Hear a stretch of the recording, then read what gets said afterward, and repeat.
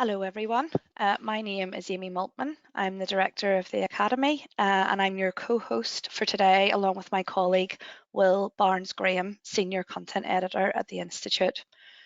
We're hosting this webinar 1 week to the day of Russia's invasion of Ukraine. This act of aggression drew a swift international response from Western economies in the form of sanctions, travel bans and a widespread effort to isolate Russia from the global economy. This response is what Prime Minister Boris Johnson is calling a massive package of trade sanctions from the UK, in tandem with our allies in the US, Canada and the EU, and most recently, Singapore.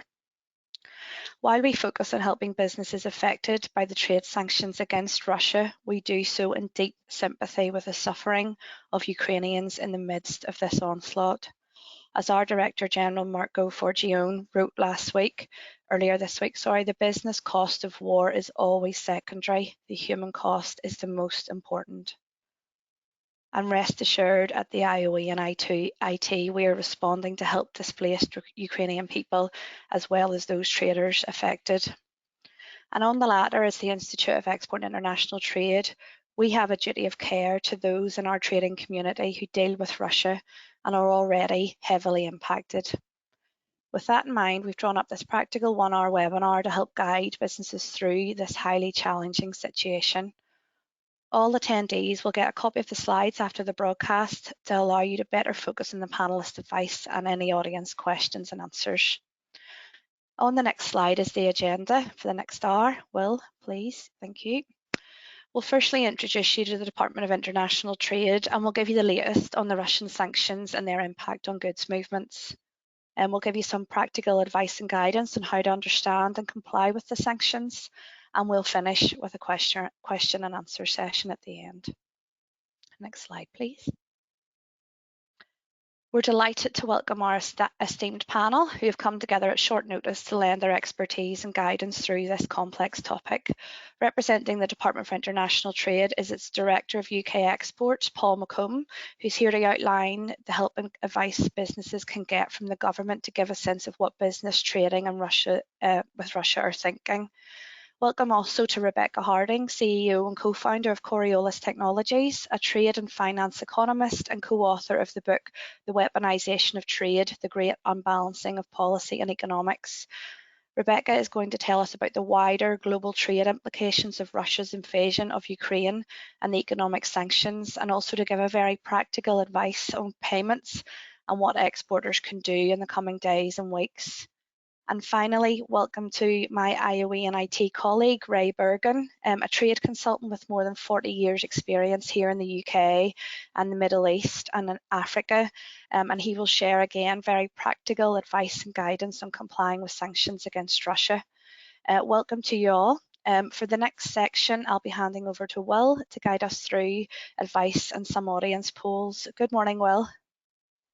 Good morning, Amy. Thank you. Thank you for the introduction. And I'd like to echo what you were saying just then. Our thoughts are very much with everyone in Ukraine during this tragic crisis. But as you say, we are now going to head into a quick poll, and this is just to gauge to what extent you have traded or are already trading with Russia. So I was going to, I was trying to launch this poll, but the polls have not turned up. So we may have to come back to the polls later on, I'm afraid. I'm not quite sure why that's happened. We will come back to that shortly. But if we go back to the presentation, I'm just going to say a couple of housekeeping notes just before we get going. Firstly, you can contact me with any comments or questions using the question panel on the control window, usually to the right-hand side of your screen. We hope to get to a number of your questions during the Q&A today, though please note that we cannot guarantee that we will get to every question in the allocated time. So we will point you to where you can get further support and information throughout the webinar. And a quick tip, if your questions are concise and easy for me to read, I am more likely to read them. Secondly, as already noted, you will receive access to today's slide pack, as well as a recording of a webinar in a follow-up email we will be sending over the next day or so. So please do try to listen in carefully to today's presentations. But we'll hopefully come back to the polls later on. I'll look at that in the background. But for now, it is my delight to bring on and welcome Paul McComb, the Director of Exports at the the Department of International Trade.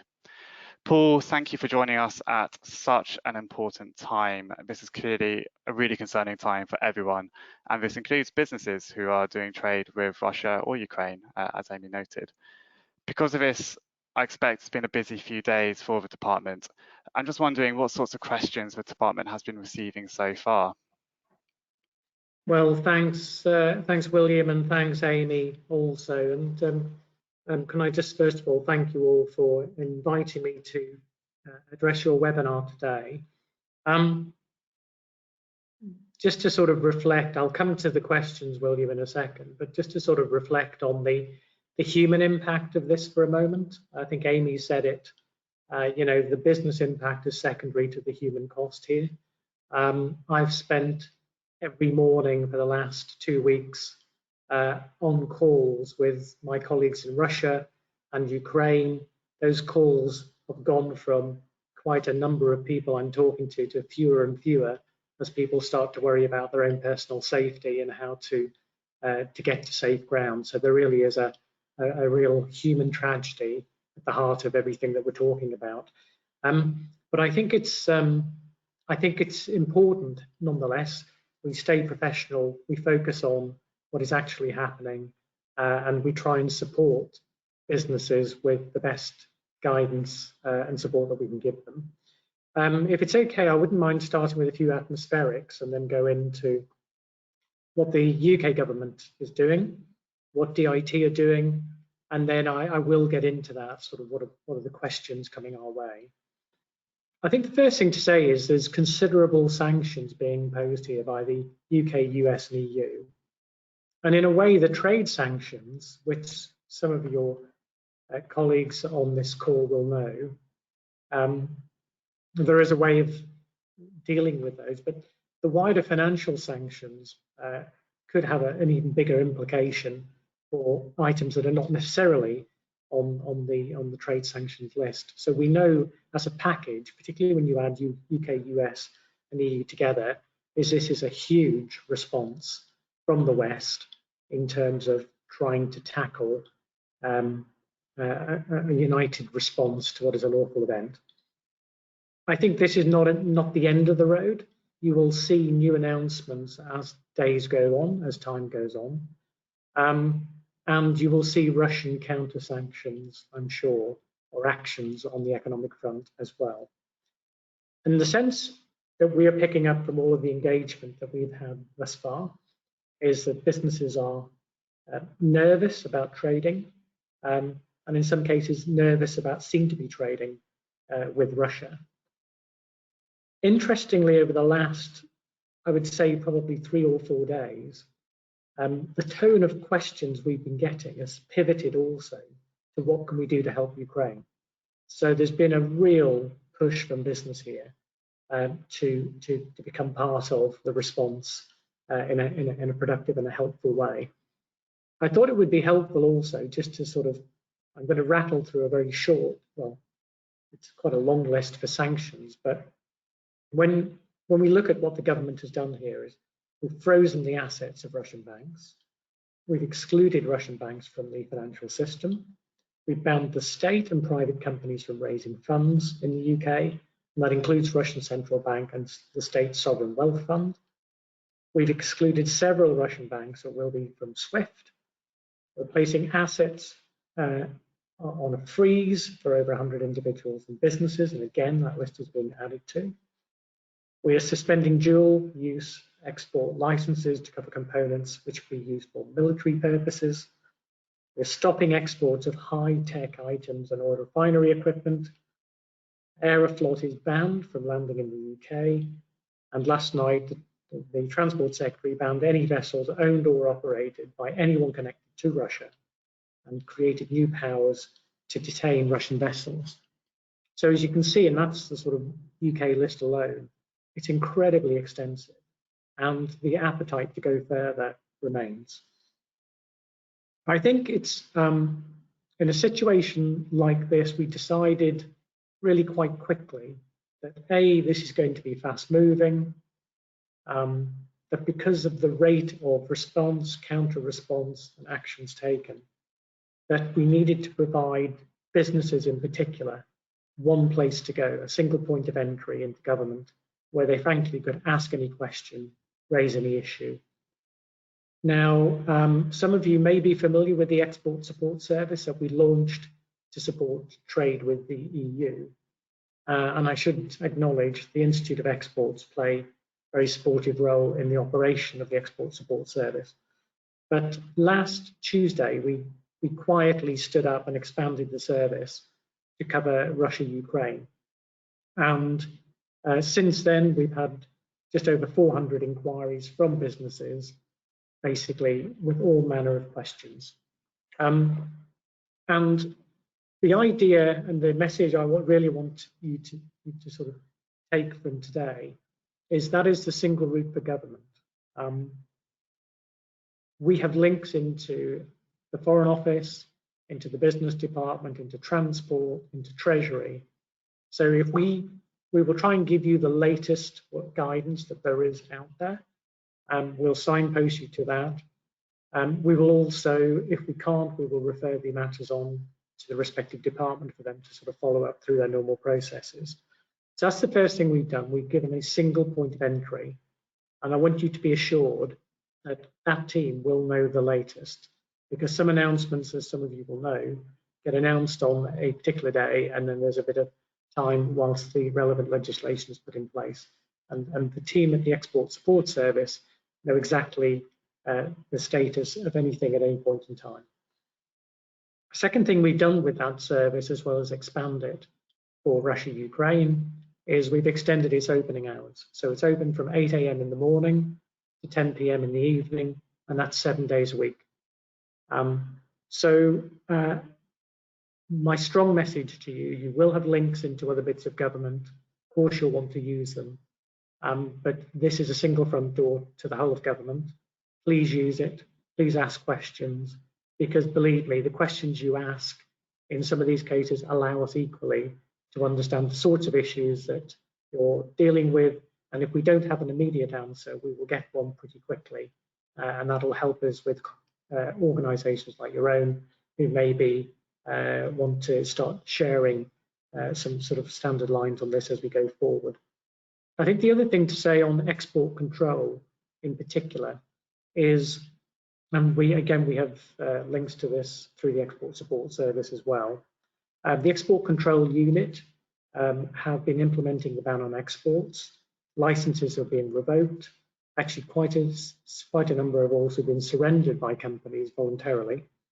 And all companies that are impacted will be contacted by the team there. You can actually sign up for export notices, which is like a subscription service. It's free. There's about 3,000 companies who are already on there. So you should sign up if you are at all concerned to the Export Control Notice service. And as new changes bite, then you will get an email from the team there. Just turning actually, William, to your first question, which is what a business is asking. Well, as you can imagine, there's a whole manner of questions coming in. A lot of them are export control and into financial sanctions. But there's three real sort of what I call thematic questions. First question is, can I trade with Russia? The second is, should I trade with Russia? And the third, which I said is growing, is how can I help Ukraine? Now, on the first question, can I trade with Russia? I mean, any business needs to be compliant with the UK government sanctions, and I'm pleased the topic of this webinar today is to get into that, how you can maintain that. But I will go back to what I said earlier. The easiest way to do so is to ask the question. So if you're in any doubt whatsoever, contact the Export Support Service. You can Google it, it'll come up first. You can ring them. If you haven't, you can submit a digital inquiry through a digital form. You will get a response, and that response will take you to the relevant guidance to help you understand whether you're affected or not. And it may then lead you into conversations with the Export Control Unit and so on and so forth. So I think that's the simplest answer of can I trade with Russia. And as I say, it's a fast moving and changing situation. So what might be an answer of yes today might be an answer of no tomorrow. So it's important to keep checking for the latest information on that. I think to the question, should I trade with Russia? To be perfectly clear, government doesn't advise business on what it should do.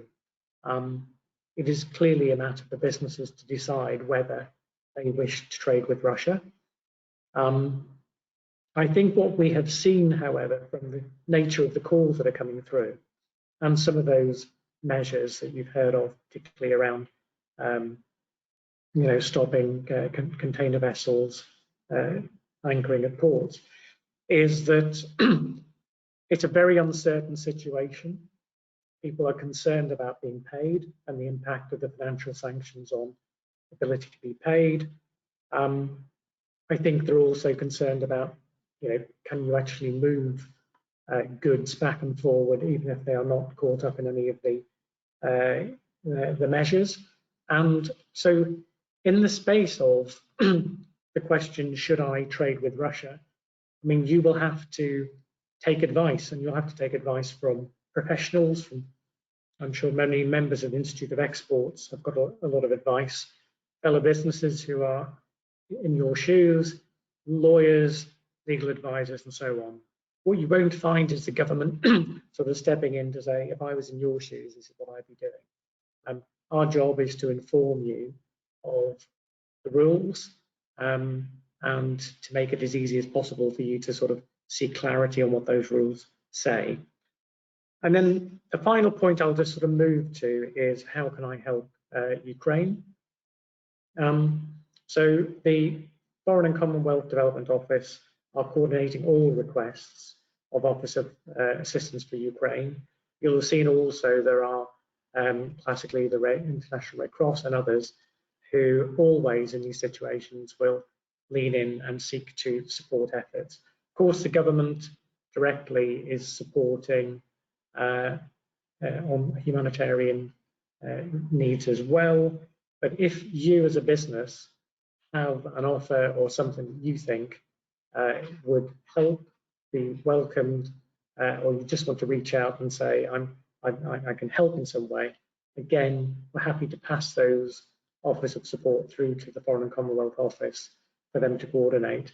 I'm sure many of you will reflect back during the early days of COVID, and it really threw up a lot of really benevolent efforts from businesses, from all sorts of groups who said, can we help?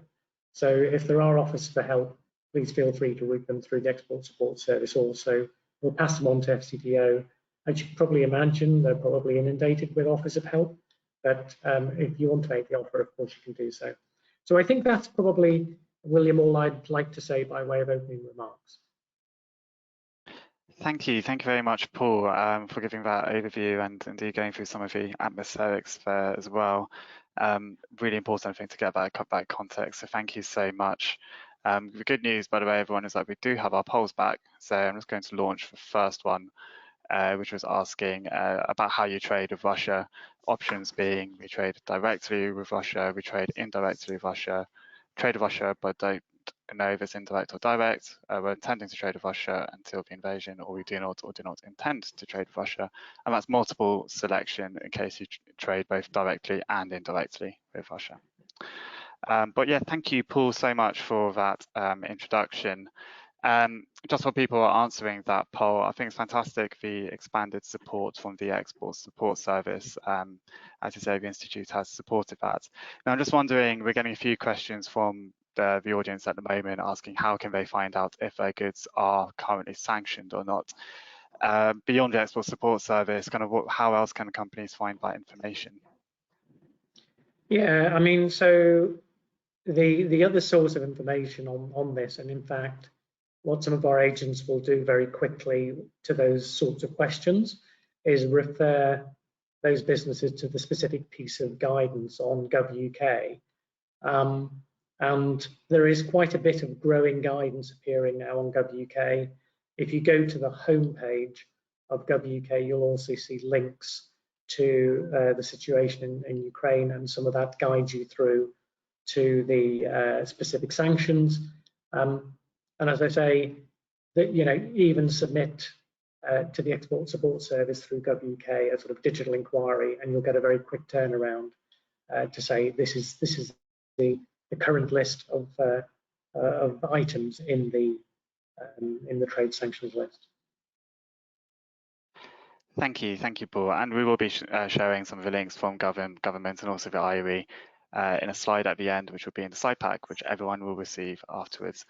But thank you once again, Paul. As I said earlier, it's been great having you on the call today, and thank you. We're very grateful for your time, so thank you very much. But if I now close the results of this poll, so over a half of you on the line have said you trade directly with Russia. Just about a third of you trade indirectly. 10% don't know whether it's indirect or direct. 7% of you were intending to until the invasion, and then just under a fifth of you do not currently trade or do not intend to trade with Russia. So thank you everyone for answering that poll.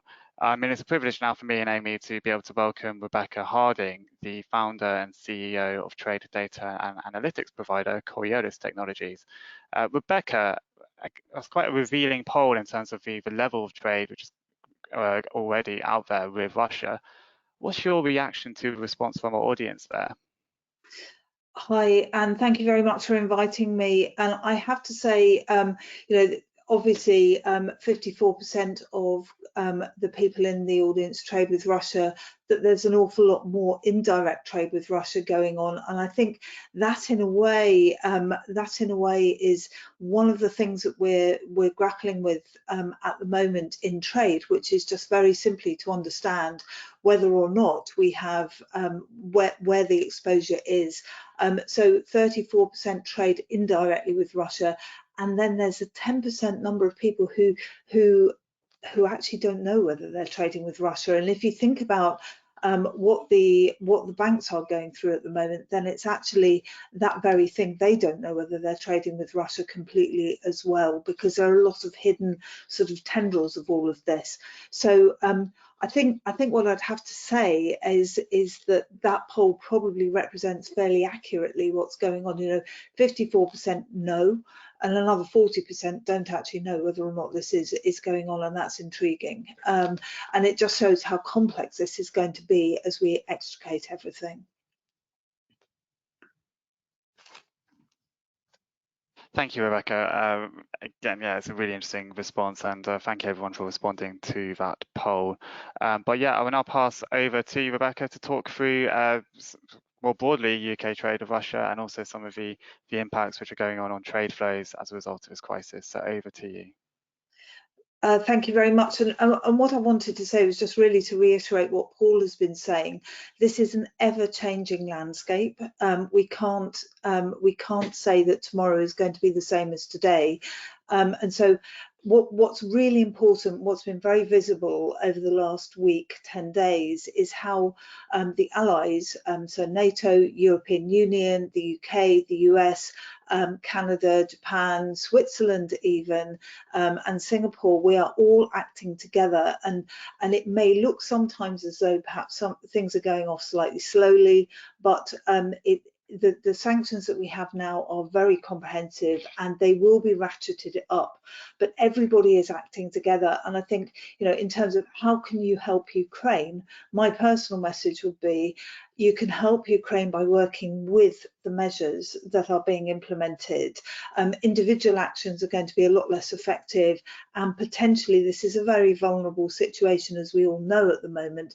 So potentially acting alone is more dangerous than acting with other agencies. So always contact the British government before you decide to do anything. I think that's my first very important point to make. Second point to make is that the sanctions issue with Russia isn't a new one. So there's an extent to which that we have already had sanctions in place. With those sanctions have been in place and ratcheted up over the last 8 years since 2014 and the annexation of Crimea. So the world has slowly but surely been unraveling some of the investment positions, and that's quite clear if you look at the data, which I'll show you shortly, that actually we're less exposed on the services side trade in particular to the Russian economy than we would have been, say, 8 years ago, because as a result of all of that. So Russia actually does have some isolation already. But the other thing to say is that Russia's influence, and this is very important as a business, as you start to think about what you're doing, Russia's coercive influence isn't just military. I mean, it's just horrendously invaded Ukraine, and we're all horrified by what's going on there, and it's unspeakably terrible. But we also have to remember that Russia's influence is broader than that. It's trade, it's energy, it's information, and really importantly, it's cyber as well. So this whole economic and information sphere of influence and coercive influence is terribly important, and it's that economic element that you're all caught up in now. Banks are right in the middle of all of this. So as I go to look at our export profiles, remember that the banks are actually in the front line here, and that's going to affect the way in which you are going to be able to deal with this with your trade finance providers. Those should always be the first point of call. What I'm going to do first of all is just basically look at how exposed the UK economy is in terms of trade to the Russian economy. So Russia is not a particularly big trading partner of the UK. It's the 15th largest import partner. It's the 21st largest export partner. And I know we found that 54% of the audience participants are engaged with Russia directly. But even so, Russia is not as important in value and volume terms as, say, Germany or the United States or the European Union. So bear that in mind as I talk. Largely what we import from Russia, and there will be bits of supply chain and there will be bits that are affected, but over and above our imports coming in from Russia are in precious metals, stone. That can include things like industrial diamonds. It can include things like gold, and it can also include the components of gold that go into manufacturing, and platinum as well. So that doesn't mean we're not exposed in our manufacturing processes, but predominantly it's metals and precious metals and stones. 19 billion US dollars in 2020. So that's actually a huge amount of money. Oil and gas is obviously the other big sector, and really truly those are the two biggest sectors over and above everything else that we are impacted by. And the big impact on oil and gas is obviously being seen on the forecourts at the moment and in everything that we do. So inflation is a big element of this because prices are going up. In terms of exports, you can see the profile, I've put it here. So a lot of it is manufacturing, some of it is automotives, pharmaceutical products also very important, and what we might be seeing there is Paul was talking about dual use. At the moment, dual use is restricted to machinery and components, which includes semiconductors and computing and electronics. So that's actually quite an important element of what we do. Pharmaceuticals is not directly involved at the moment, but because of the dual use good element to all of this, maybe in the future. We can also see, we have a very large beverages sector, whiskey, alcoholic products, beer and so on, but particularly spirits. So whiskey, highly exposed, around 300 million in terms of exports. So we are pretty exposed to Russia.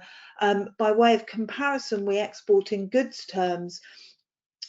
We export around 789.3 million, so it's much smaller. We're much less exposed to Ukraine than we are to Russia, and our biggest import, so this is affecting sort of construction prices, infrastructure prices and food prices, are cereal and steel.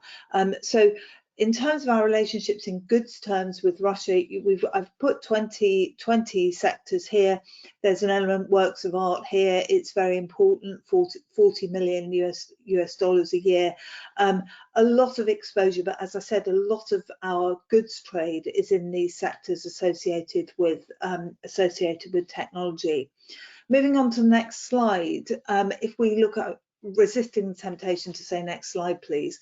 Moving on to the next slide, if we look at service sector exports, what's really interesting about this, and unfortunately the data is only up to 2019, but you can see the general trend of what's been happening.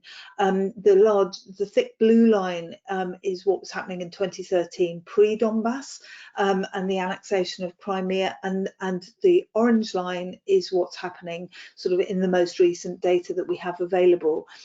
We have exposure in transport, business services, travel, telecommunications, and actually our service sector is exposed roughly the same as our goods sector.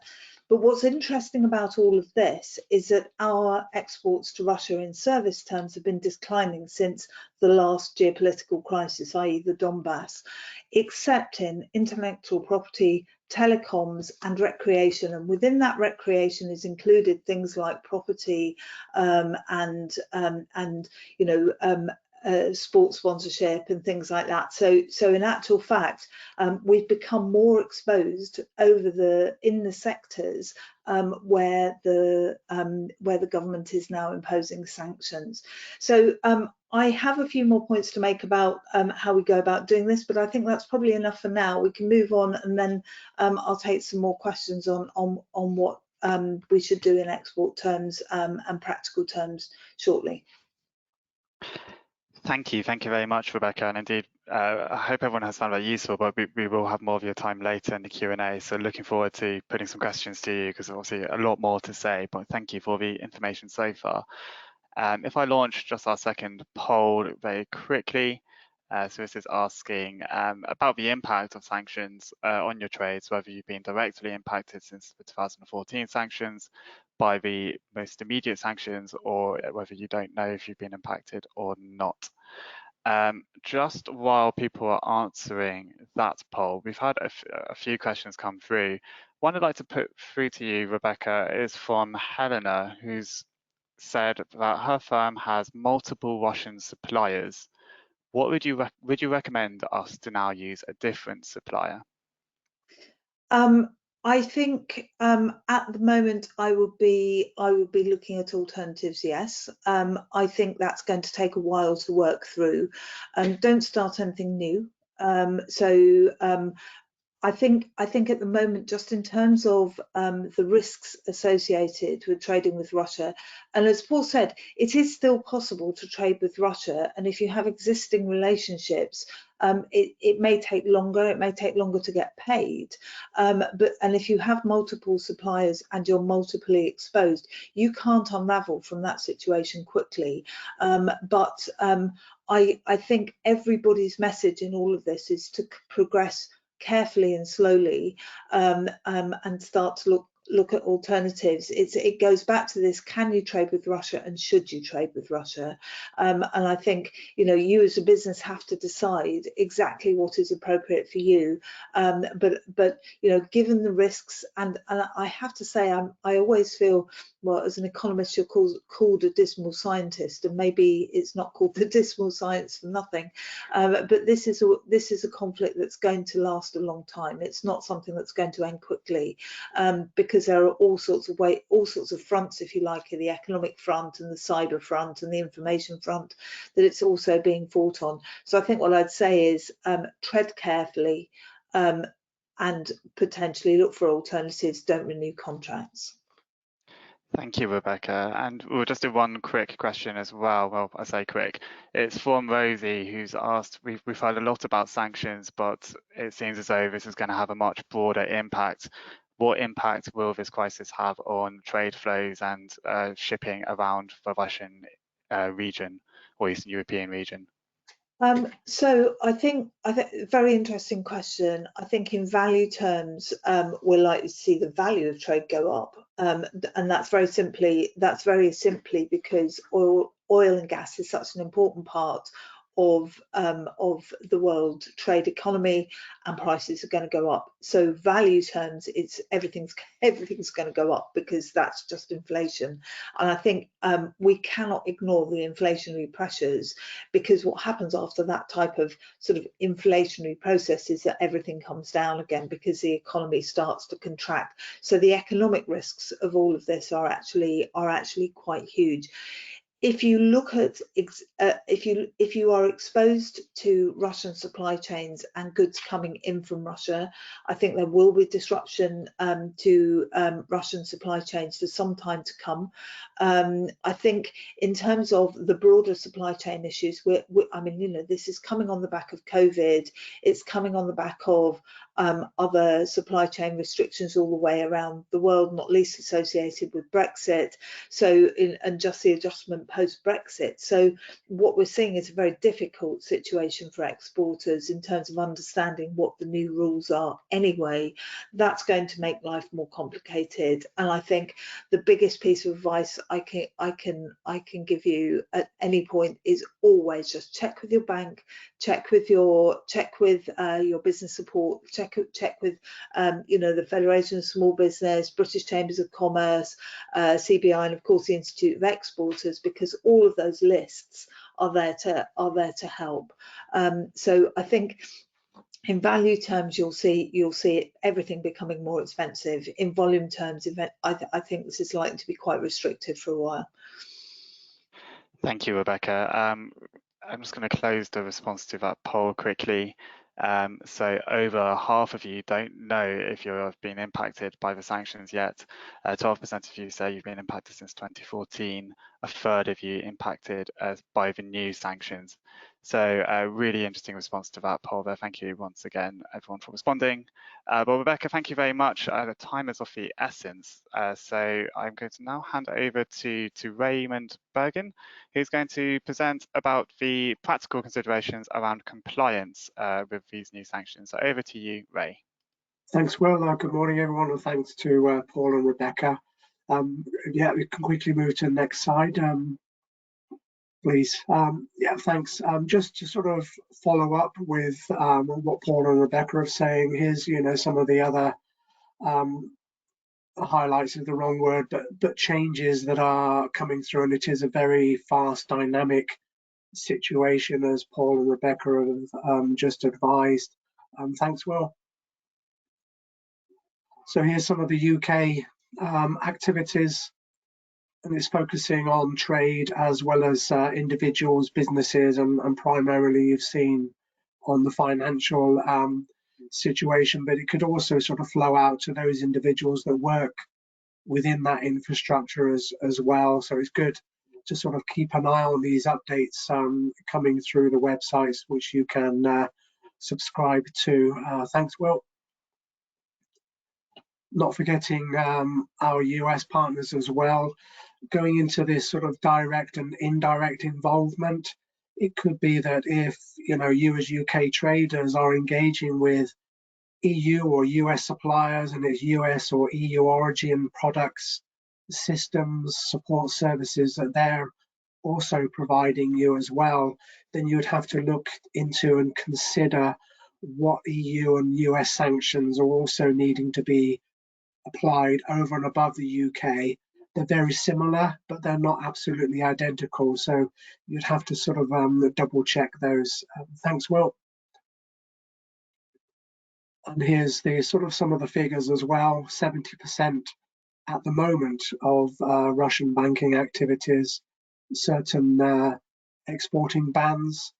It's not everything. When Paul and Rebecca were talking about the dual use and the military licensing now being put on hold, which is sort of stopping the movements of those goods.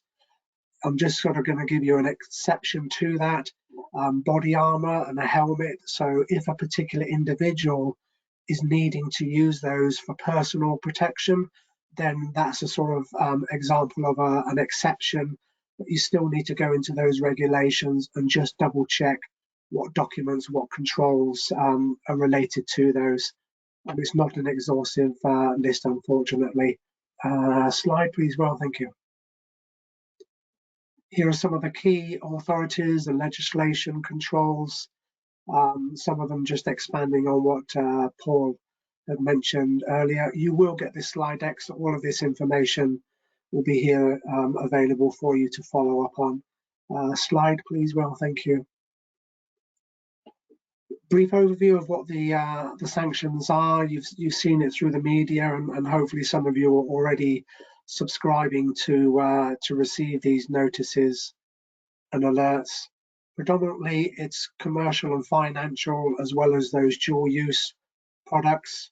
We don't know what's going to happen moving forward. There could be a control and a processing linked to specific commodity as well, which we've seen from the earlier 2014 oil and gas industry related sanctions and controls. So just double check your commodities, go into those UK tariff websites, just identify and find out if there are any other codes or controls related to certain products within your sales portfolio. Slide, please. Well, thank you. The risk of non-compliance. Thanks, Will. And the message there, very, very strong message. You can't afford to be non-compliant. Some of those risks are penalties, fines, offences. Certainly empathising with you all is look at your processes. If you have an ICP, an internal compliance programme, then revisit that. Slide, please, Will. And here are some of those practical steps. Just keep going through. Well, thank you. So, know your product, double check it. Have you got all of the information you need to back up with that classification? It's not just the actual commodity code. If you are dealing with products that could potentially be deemed as dual use, if it's clever technology, have a look at potentially classifying under the export control classification number. Knowing your suppliers, knowing your customers as well, that whole supply chain, looking at those involved parties. Do you need to go into watch list screening just to do your due diligence on these individuals and companies as well that are supporting your activities?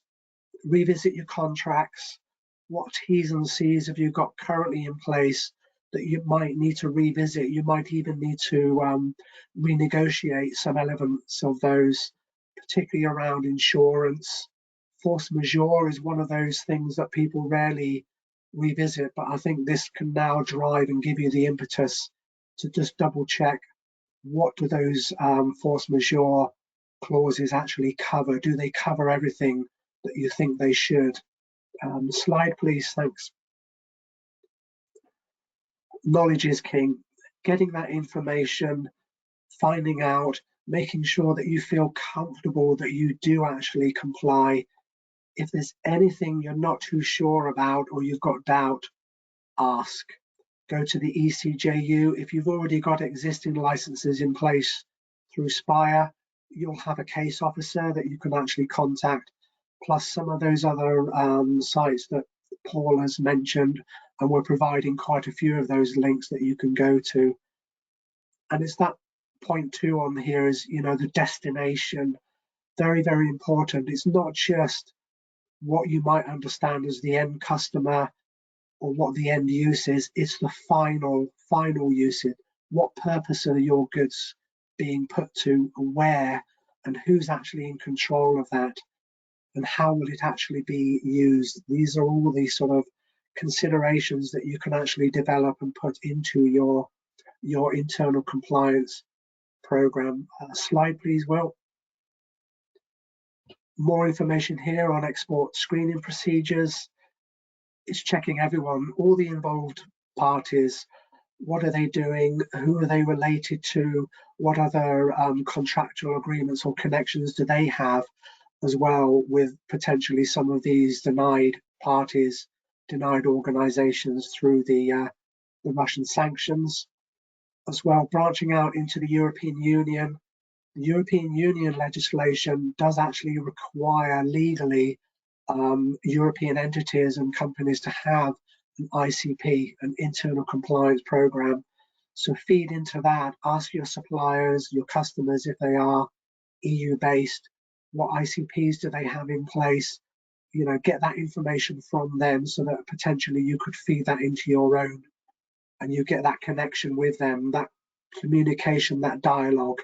I think that's coming more key now, is talking to each other and supporting each other to provide that comfort, that security, to ensure that collectively your reputation is protected, and you're identifying any risks of potential breach that you can close down and mitigate.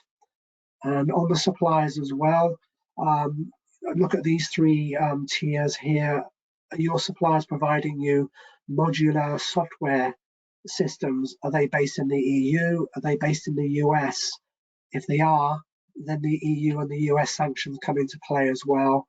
And it's the same theme, the same message through components and parts suppliers. What origin are they coming from? Is it just UK origin? What other origin countries are these components and these parts coming from? And you'll need to check them through the rules of origin and those commodity codes to make sure whether they can actually go compliantly, or you need to hold off processing those products. Slide, please, Will. Great stuff. Just some more information on transactional screening. There are numerous organizations that you can actually subscribe to.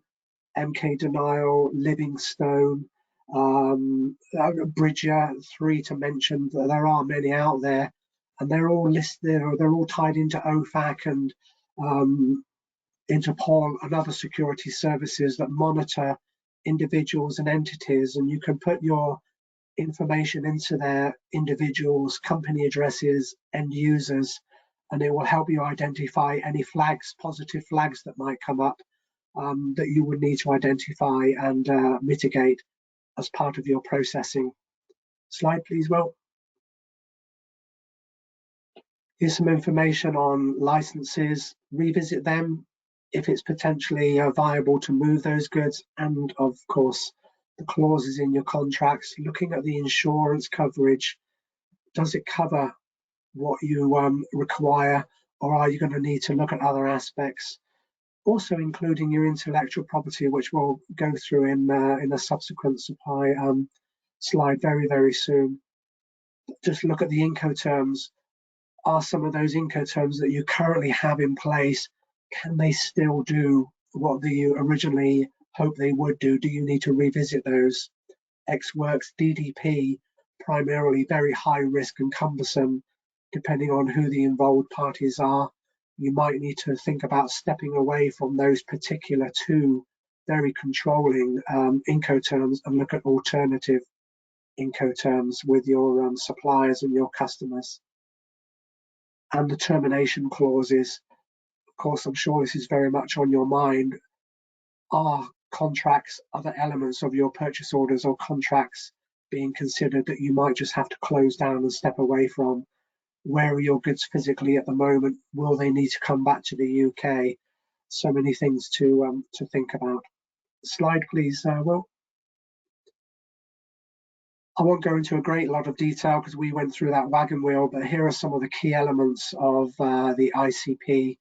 And this information, as I say, is in the slide deck, and it can give you, direction and support, and looking at putting those robust, effective controls in place to allow you to then springboard going into those alerts and just double checking what changes you need to make. And I think it sort of goes into adaptability, agility, flexibility, something that Paul and Rebecca have both said. It's a changing dynamic, and it is very fast, and we need to move with those times and be able to flex and adjust what controls we may or may not need to put in place. Slide, Will, thank you. Here are some of the key points that it should cover, as I've previously mentioned before, but also reporting and record keeping. keep records of everything. If you're, doing a lot of phone call conversations, maybe start going into email or using Teams where you can record and keep a transcript, because it's always good to have that information to hand should anything be looked at or any questions raised by the authorities. You can have that as backup evidence to rationale your methodology and how you're actually approaching the challenges that you're facing. And of course, the security, keep that information secure. Slide, please, Will. Thank you.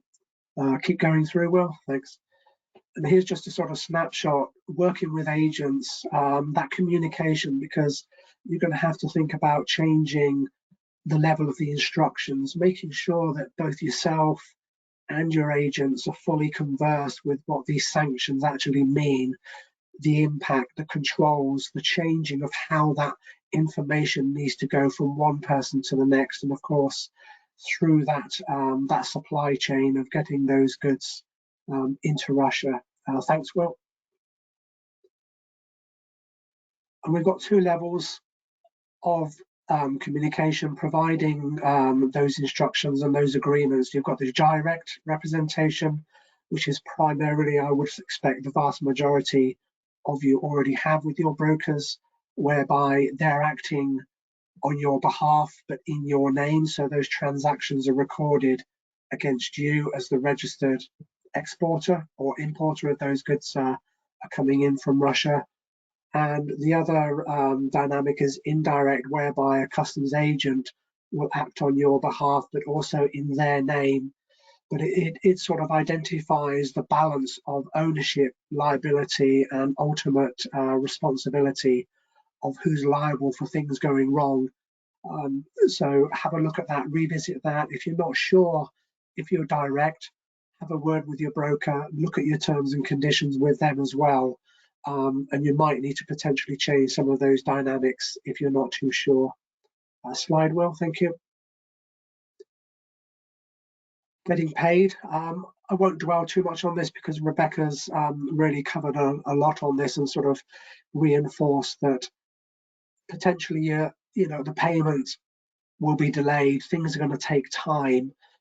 We have seen recently with the squeeze and the pressure on carriers, shipping lines, quite recently Maersk identified that they're going to stop their movements of goods into Russia. Another large carrying sea line, MSC, have said that they will continue, but they want advanced payment, and they're going to do a thorough screening of goods and products before they actually fully engage and move those goods. That could drive them to sort of reject and delay movements of goods. So it's, again, go back to that ICP.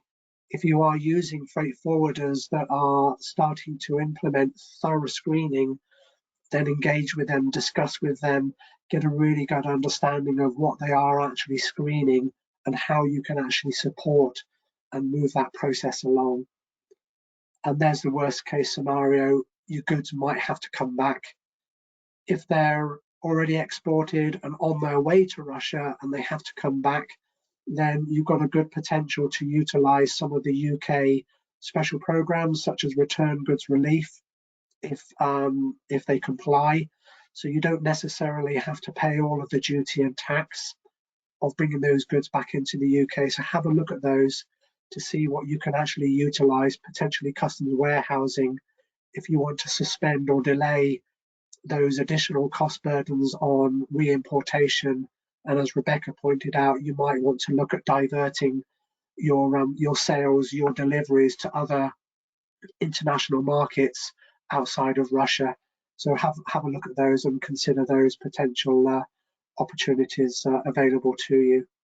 Slide, please, Will. And that's me done. Thank you very, very much. Thank you very much, Ray. I mean, this is clearly a huge topic, and while we've been advising throughout today's webinar to get any support you can, but I think, Ray, you gave a very thorough overview of what is a very big and complicated topic, so thank you for that presentation there. We're going to go through to some questions now. Unfortunately, Paul's had to move on to another meeting, but we do have Ray and Rebecca still here, and Amy's joining me again as well. Just before we go into the questions, I'm just going to ask about final poll. So I'm just going to launch that now. This is just to understand. Oh God, accidentally double clicked it and now that's gone. So I'm having a bit of a nightmare to poll today, everyone. So sorry about that, but we'll head back to the questions. We'll try to figure that information out later. So I'd like to start with a question from Alan, who's asking, again, it's picking up on the theme you're talking about, Ray, will our Russian customers be able to make payments to us for the goods that they have bought? I'd like to bring in Rebecca in on this question. It's a question we've been getting from a lot of people. Could you just recap what advice can we give to people regarding getting paid at the moment? So the main advice is talk to your bank. Go to your bank first, because they are right in the middle of this sanctions process, and they're unraveling all of their positions. If this is not in a sanctioned area, if the payment is agreed, and if you have some form of letter of credit, it may take slightly longer to get paid. But if you have orthodox trade finance with your bank against a product that has cleared previous sanctions, the new sanctions coming in won't affect the past, but it might just take longer to get everything processed. So the core message here is talk to your bank, because they will know what they've got to do, and they will know what's permissible, and they will know what isn't permissible. And as I said, it's really the banks that are in the front line here. You know, there's a hell of a lot of very complicated things that we need to be processing as exporters, and myself as a business owner too. But the core and key message is that the banks have a lot of this information. They have sanctions screening departments, and they're there to help and work with you on all of this. So talk to your bank. Thanks, Rebecca. Some really useful information there. We had a question in from Sylvie, and a few people have actually been asking the same question. What are the chances of breaching new sanctions or restrictions without realising it? Ray, would you like to comment on that one, please? Yeah, great question. And it goes down to the dynamics and how quickly things are changing, and empathizing again with traders to keep up to date with all of those.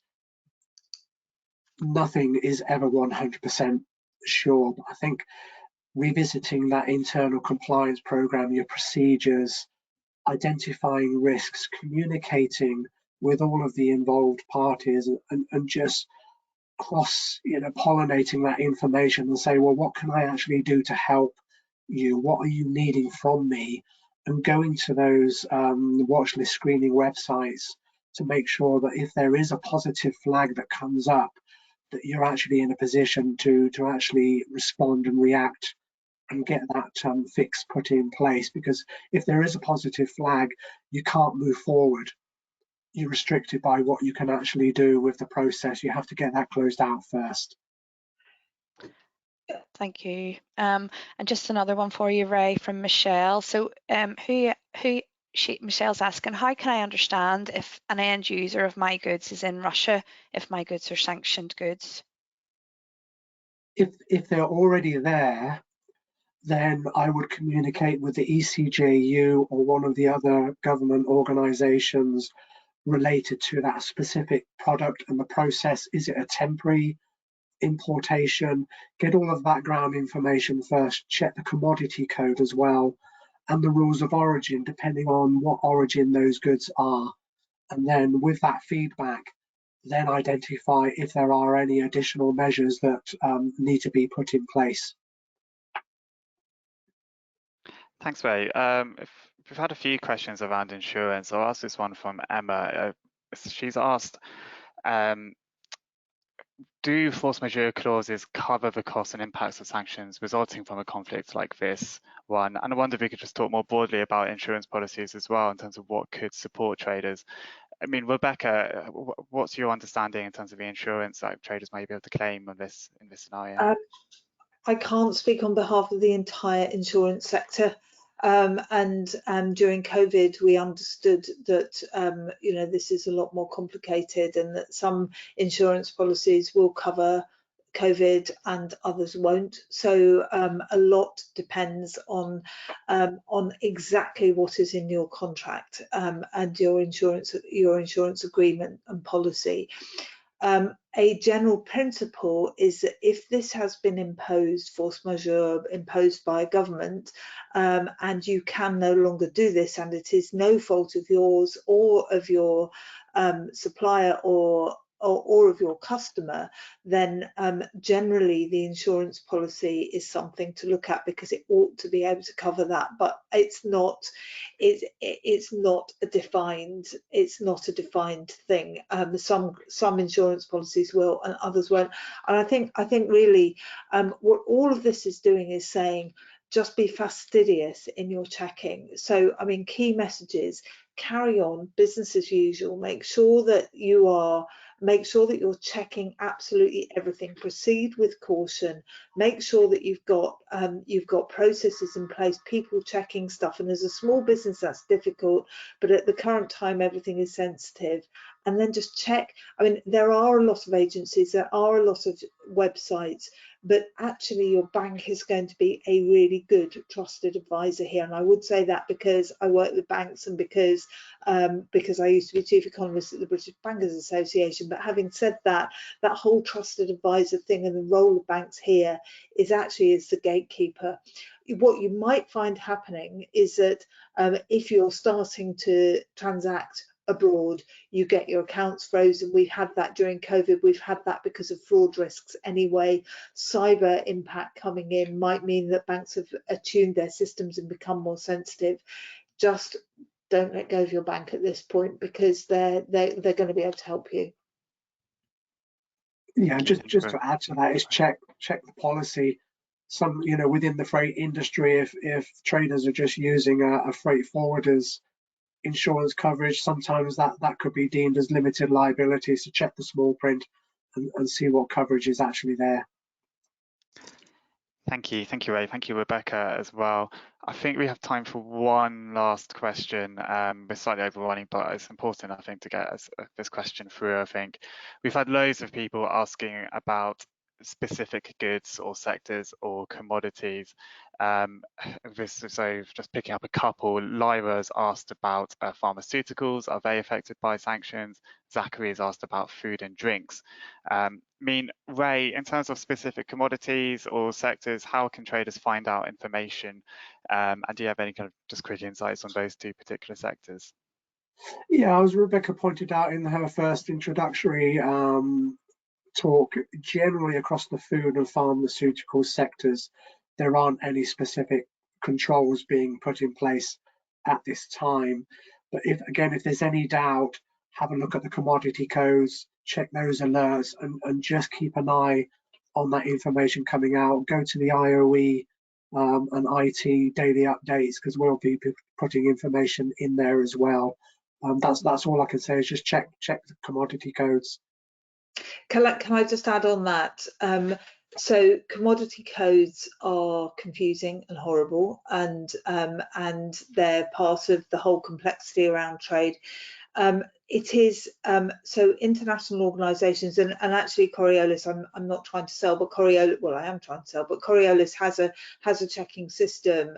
So if anybody wants to know more about what to check, do contact the IOE. I'm sure they can or us directly. I'm sure something can happen. But I think the most important thing is it's the HS codes.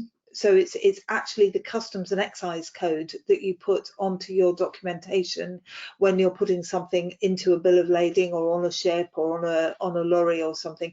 It's that HS code that is key to understanding whether or not your good is a dual use good, whether or not it's a sanctioned good. So those lists are very important. You might only be aware of your sector activity, particularly in services, that's more likely. So you need to be looking, if you're a service sector company, you need to be looking at your EBOPS code if you're exporting, and if you're a goods company, you need to be looking at your HS code, because those are the ones that match over to the customs and excise. Thanks, Rebecca. And just I'm going to pass over to Amy in a second, but it'd be remiss not to plug that the IOE does, of course, have its classification courses if people do need support on that. But also, in following today's webinar in general, we've got training courses and consultancy around export controls in general and customs procedures too. So do have a look at the site. And as Rebecca said, if there's any interest in the Coriolis support there, we can try to pass that on. So at this point, back to you, Amy. Thank you. Some really useful practical insight there. Thanks, guys. So, and just apologies if we didn't quite get to your question due to the number of questions we've been asked. I'm sure you can understand it's just not possible in an hour-long webinar. As Will mentioned, you'll receive access to today's slide pack as well as recording of the webinar in a follow-up email. So if any problems receiving that email, please don't hesitate to drop us a line and you'll be able to access the links that are shown on the screen there through that pack. As Paul said, the situation's changing rapidly and we would recommend you consider signing up for the Export Control Joint Unit e-alert service. You can contact the Export Support Service, which is operated by the Department for International Trade. And it, as Paul said earlier, it is open 8 to 10, 7 days a week. At the Institute of International Trade, we offer business membership, which gives you access to the International Trade Technical Helpline, as well as reduced price access to our consultancy packages and dedicated training courses on those upcoming challenges as a result of changes from those sanctions. We offer help and advice around implementing an internal compliance programme that Ray referred to and understanding export control requirements. So please do not hesitate to reach out if you need any additional support. Next slide, please, Will. We're here to help. Please reach out if you have a challenge or need for further support. Please visit our website, give us a call. We'll be sending a recording of today's webinar along with a copy of the slides in the next day or so. So please reach out if any problems receiving. But for now, thank you to the panelists, thank you to Will, and thank you for joining today. And I hope you have a great rest of the day. Thank you. Bye. Thanks, everyone. Thank you. Bye.